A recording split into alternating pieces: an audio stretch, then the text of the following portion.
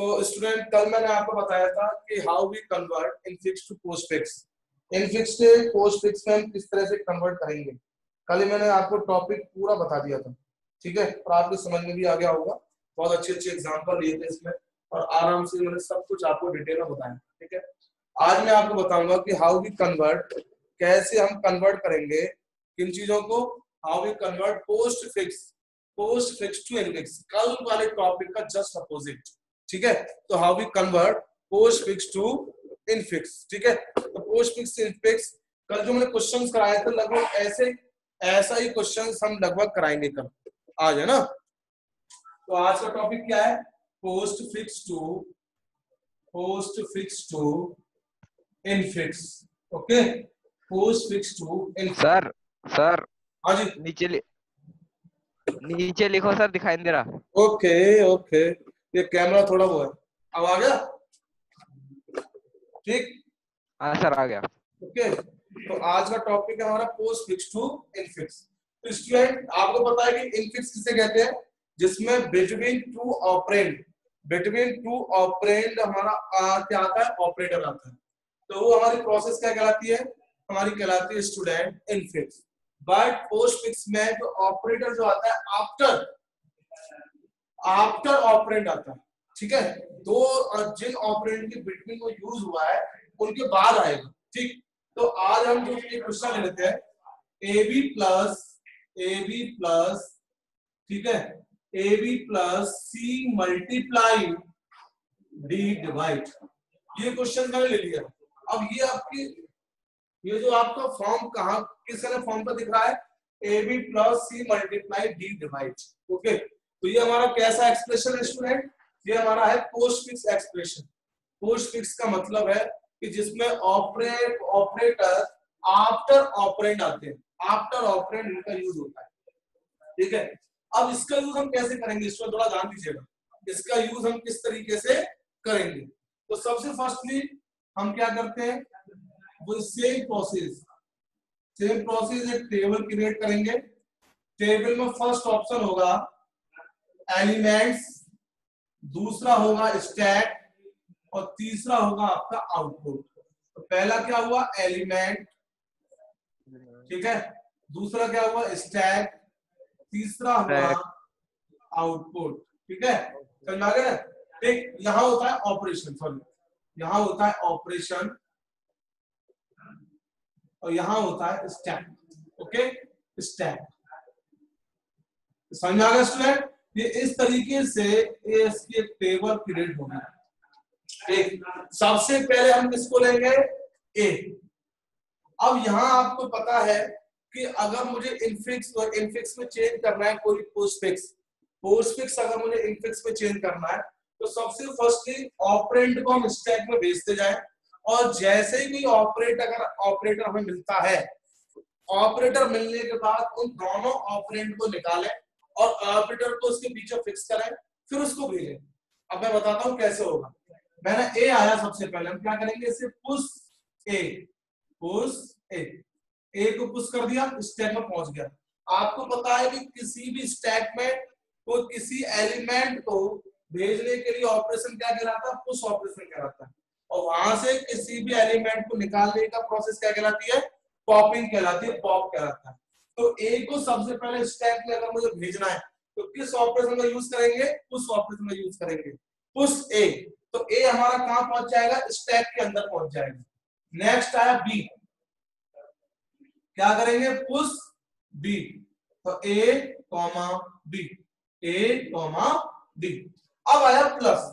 अब आपको पता है कि प्लस ऑपरेटर के लिए कितने ऑपरेंड की आवश्यकता होती है, दो ऑपरेंड की आवश्यकता होती है। दो ऑपरेंड कौन कौन से हैं, ए और बी, जो इस स्टेप में है। आपको ये भी पता है, ये भी आपको ना पता होगी कि फॉर एग्जांपल क्या, कि आपको ये भी आपको पता होना चाहिए कि ए और बी तो चलो हमारे ऑपरेंड हो गए, बट स्टैक में क्या होता है, स्टैक में परफॉर्म होगा ऐसे, ए बी। हम किसको निकाल सकते हैं, सबसे पहले बी को निकाल सकते हैं। सबसे पहले कौन आया होगा, यहाँ पर ए आया है, फिर उसके बाद बी आया है। तो सबसे पहले निकालने का प्रोसेस क्या होगा स्टैक में, because of stack is LIF structure, last in first output, ठीक है, तो जो लास्ट में सब इनपुट होता है उसे हम सबसे पहले आउट कर सकते हैं, इट मींस वहां से हटा सकते हैं। ठीक है, तो इसी वाले फॉर्म में यहां से हम सबसे पहले पॉप किसको करेंगे, बी को। तो निकालने का तरीका डिफरेंट होगा, बट हम फर्स्ट किसको मानेंगे, फर्स्ट तो इसी को मानेंगे जो सबसे पहले आया है, और जो दूसरे नंबर पर है उसको सेकंड मानेंगे। बट इसको आउट करने का तरीका स्टेप से, आउट करने का तरीका क्या होगा, सबसे पहले लास्ट, जो लास्ट में आया है वो आउट होगा, उसके बाद में जो उससे पहले आया है वो आउट होगा। ठीक है, तो इसमें हम पॉप किसको करेंगे स्टूडेंट, सबसे पहले पॉप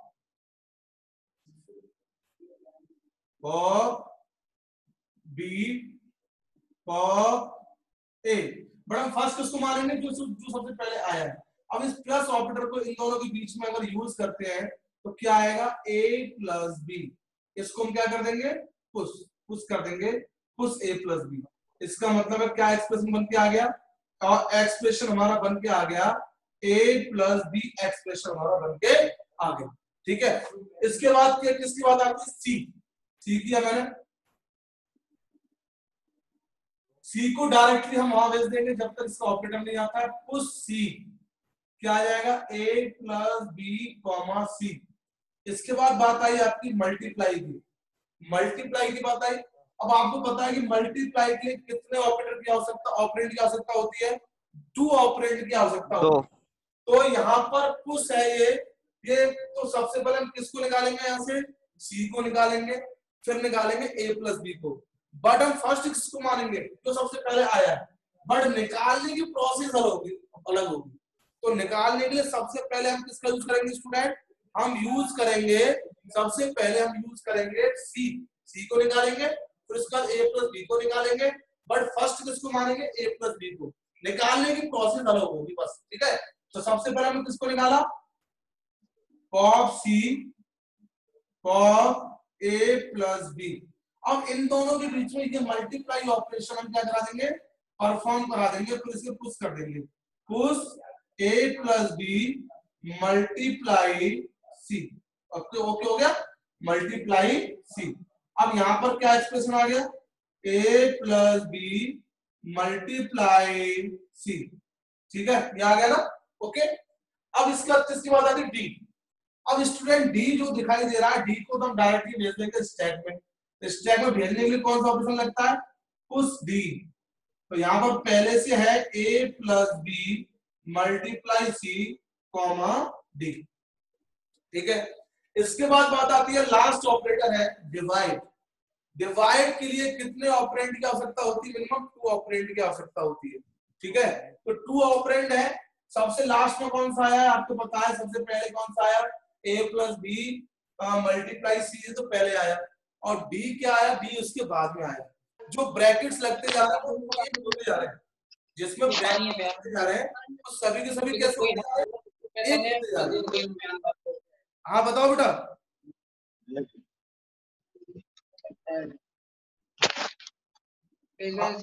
अभी आप लोग थोड़ा शांत रहो बेटा ना, क्योंकि रिकॉर्डिंग चल रही है, बाद में पूछ लूंगा आपसे ना। अब देखिए डिवाइड, नेक्स्ट आया हमारा डिवाइड। ठीक है, अब डिवाइड आने के बाद में कितने ऑपरेंड की आवश्यकता पड़ेगी हमें, एक तो आवश्यकता पड़ेगी डी की, और एक आवश्यकता पड़ेगी इसमें पूरे की। तो सबसे पहले हम किसको निकालेंगे, पॉप डी, पॉप डी। फिर इसको पूरे को निकाल लीजिए, pop a plus B multiply C. Okay, अब इन दोनों के ऊपर डिवाइड ऑपरेशन परफॉर्म किया, बट निकालने की प्रोसेस अलग है। बट फर्स्ट हम किसको मानेंगे, इसी को मानेंगे, फर्स्ट a प्लस बी वाले को। तो हम यहाँ पर पुश क्या करेंगे, लास्ट में पुश स्टूडेंट करेंगे a plus B multiply C and divided by D. Okay, अब यही हमारा क्या हो जाएगा स्टूडेंट, आंसर हो जाएगा a plus B multiply C divided by D. ये हमारा आंसर हो गया। ठीक है,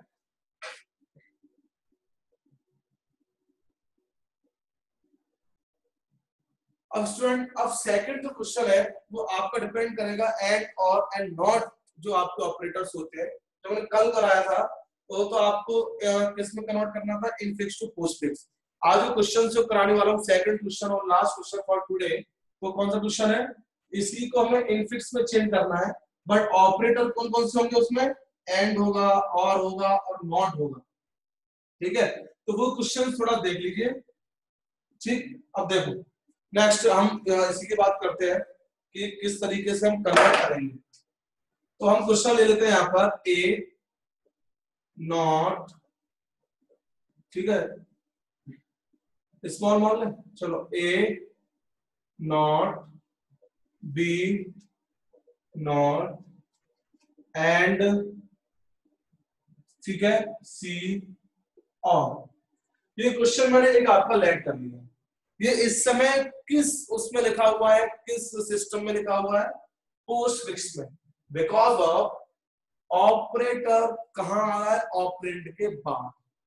इट मींस जैसे for example in mathematics we use infix system. Infix मतलब जिसमें हम ऑपरेटर ऑपरेंड के बिटवीन लिखते हैं, जैसे a plus B, a multiply B, but in postfix operator replace after the operand, जैसे ए बी प्लस। तो इसका मतलब है इसको इनफिक्स में क्या बोलेंगे, a प्लस बी, उसमें ऑपरेटर कहां आता है, बाद में आता है। ठीक है, अब देखिए इस पोस्ट फिक्स को मुझे with the help of stack change करना है इनफिक्स में। तो यहाँ पर स्टूडेंट आप देख रहे हैं ये ए और ये बी, ये सी, ये सभी के सभी क्या है स्टूडेंट, ये हमारे हैं ऑपरेंड। और नॉट एंड और क्या है, ये सभी के सभी हमारे क्या है, ये हमारे हैं ऑपरेटर। तो नॉट का तो आपको पता है कि नॉट के लिए एक ऑपरेंड की आवश्यकता होती है, only one operand is required for not operation. ऐसे ही and it means multiply, and is same as multiply. Multiply के लिए टू ऑपरेंड की आवश्यकता होती है, और इज सेम एज प्लस।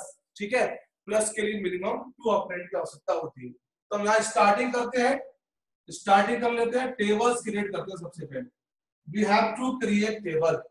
सबसे फर्स्ट मुझे क्या करनी पड़ेगी, टेबल एक क्रिएट करनी पड़ेगी। टेबल का क्रिएशन कैसे, थोड़ा सा इसको बड़ा बना लेते हैं क्योंकि इसमें हो सकता है। ठीक है, देखते हैं। हाँ देखिए,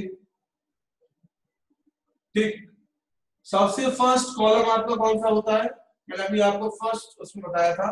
सबसे फर्स्ट कॉलम होता है एलिमेंट, ठीक, सेकंड कॉलम होता है ऑपरेशन, एंड थर्ड कॉलम होता है स्टैक। ठीक है, तो फर्स्ट कॉलम हुआ हमारा element, and second column is operation, and last column is stack. ठीक, तो सबसे पहले स्टूडेंट हम किसको लेंगे, यहाँ से ए को।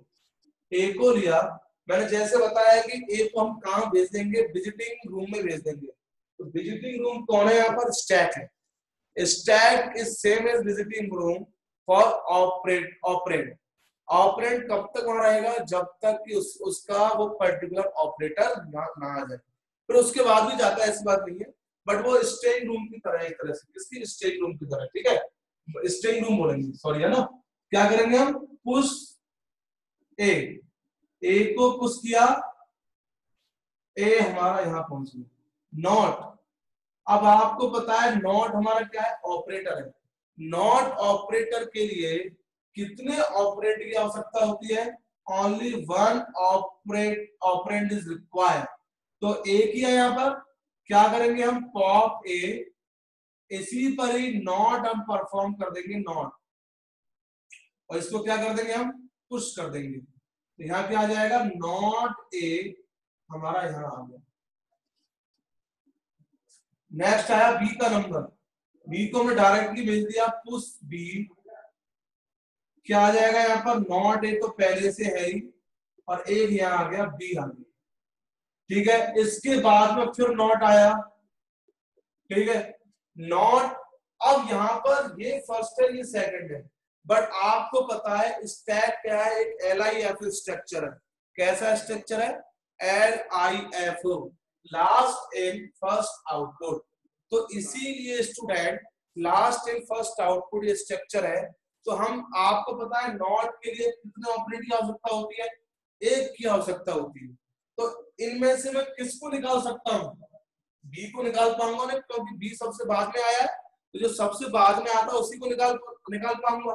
तो इसीलिए मैं किसको निकालूंगा यहाँ से, पॉप बी। अब नॉट ऑपरेशन को परफॉर्म करूंगा तो क्या आएगा, पुश नॉट बी। तो यहाँ क्या है, नॉट ए और दूसरा क्या है, नॉट बी। ओके, ये दोनों हमारे यहाँ पर आ गए। ओके, अब इसके बाद बात आती है एंड। ठीक है, इसको मैं मान लेता हूँ स्टूडेंट एक्स मान लेता हूँ, तो इसको मान लेता हूँ वाई, थोड़ा लिखने में आसानी हो जाएगी। ठीक है, अब एंड वहां भी आप मान सकते हो, ऐसे कर देना कि let not equal to X not equal to Y. अगर लिखने में कोई प्रॉब्लम तो आप कर सकते हैं, कोई दिक्कत नहीं, बोर्ड में भी। तो एंड पर लास्ट आंसर में आपको पूरा दिखाना पड़ेगा। अब यहाँ पर एंड ऑपरेशन आया, एंड ऑपरेशन के लिए एक्स और वाई दो ऑपरेटर है, दो ऑपरेंड है, बट हम निकालेंगे किसको, सबसे पहले वाई को निकालेंगे फिर एक्स को निकालेंगे। ठीक है, तो हम क्या करेंगे यहाँ पर, सबसे पहले pop Y pop X, but हम फर्स्ट किसको मानते हैं, जो सबसे पहले आया होगा तो एक्स को मानेंगे। तो यहाँ पर हम एंड ऑपरेशन पर परफॉर्म होगा तो क्या आएगा, push A and sorry X X and Y. तो यहां ये पहुंचा तो क्या बन जाएगा, एक्स एंड